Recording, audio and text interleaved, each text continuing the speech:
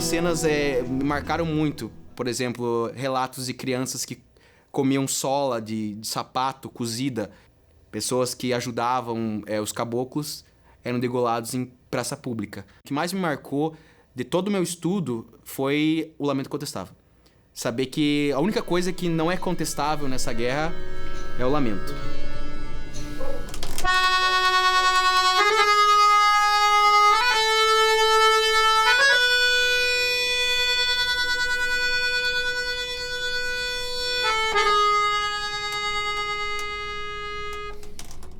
Os militares cometeram diversas atrocidades que não relataram muitas vezes, ou até que relataram de alguma forma, até um sentido meio orgulhoso.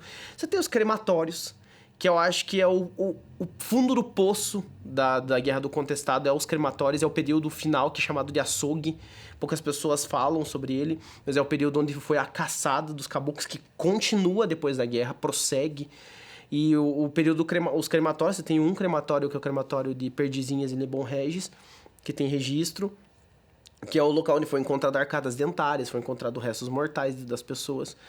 E isso mexeu não só com o imaginário, mas também mexeu com o estômago, né? Para quem tem estômago, para quem muitas vezes se importa, entende que o massacre foi pesado, né? E aí varia, porque também chega nos mortos do contestado, variam as fontes de entre 7 e 30, 40 mil mortos, né?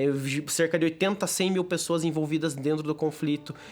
E 4 anos de guerra, milhares de comunidades destruídas, cercos que envolviam fome.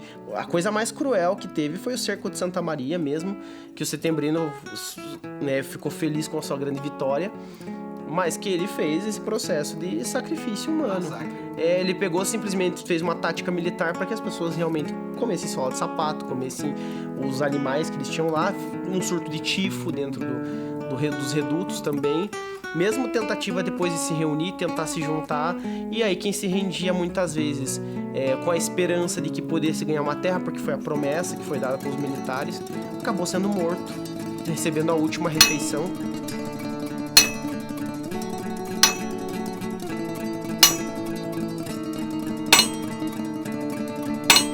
E esse instrumento, ele realmente ele é um instrumento simbólico, assim, como é que eu posso dizer pra você? Ele é feito de tora de madeira de trilho, e o prego que é batido é um prego de ferrovia. Porque o prego, ele tem uma simbologia muito grande. Então, a partir do momento que a gente dá uma introdução da música, a gente começa a pregar.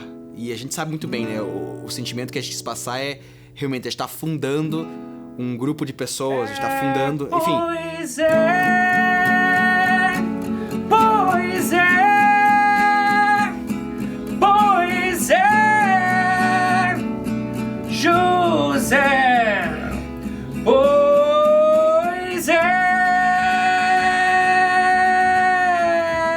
Por muitas décadas, os sobreviventes da guerra não tinham coragem de falar sobre, tinham medo de falar sobre aquilo. É pesado, é dolorido, e quando a gente estuda, a gente começa a ver o que acontece, e a gente pensa, nossa, como que fazem aquele tipo de coisa lá em tal guerra, não sei aonde. Pô, olha aqui pra nossa região, aqui tem um massacre extremamente violento, sem precedentes, que provavelmente não tem todos os mortos calculados, que se você encontrar no meio das matas de pinheirais, nos latifúndios que pertencem até hoje, você vai encontrar armas, você vai encontrar restos mortais, você vai encontrar metais.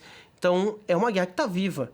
Ela morreu, ela acabou, mas a guerra continua quando você começa a entender que muitas das coisas que aconteceram naquele período permanecem até os dias de hoje. A gente tem uma sociedade que ainda tem uma elite que é bem tacanha, que ainda está preocupada com seus próprios propósitos e não percebe que há, num discurso mais amplo, um contexto que a gente deva contestar. E aí eu vou só fazer esse parâmetro porque contestado, a guerra do contestado foi vista como guerra do contestado, porque achavam que antigamente a guerra era entre Paraná e Santa Catarina, o que nunca aconteceu. Mas o contestado está porque há uma contestação do direito daquele que já habitava essa terra, que é dizimado por aquele que veio e retirou ele. É o imigrante europeu? Não, porque o imigrante europeu também veio explorado. Veio para cá com uma situação melhor, mas mesmo assim explorado muitas vezes. O Brasil precisa ir para o psicólogo mesmo para fazer essa análise de compreender que a sua história fala mais sobre si do que qualquer outra coisa. Essa ideia de que a história é uma coisa que você tem que esquecer, que você não pode falar, que eu ouvi muitas vezes isso sobre o contestado. Ah, mas você vai falar por que do contestado? Tem que falar assim, porque a Alemanha só aprendeu a lição quando falou de Auschwitz, quando falou do massacre, quando falou da violência. As coisas só acontecem, só há movimentos porque a memória é mantida. A memória tem um caráter de manutenção de um grupo social, de um contexto social. E é sobre isso que é esse álbum. Esse álbum é um bastião da memória.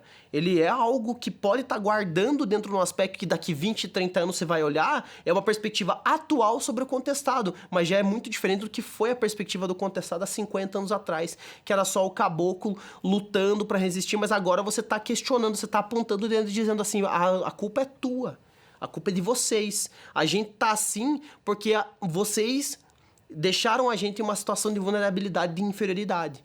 E eu creio que é esse o papel que o contestado tem que ter. Tem que ser um papel de transformação, de idealização, de desenvolvimento. E ele vai viver. O contestado vive. E aí eu acho que é essa a melhor forma da gente definir esse trabalho. É a vivência do contestado viva nas pessoas que herdaram e vivem por essa região.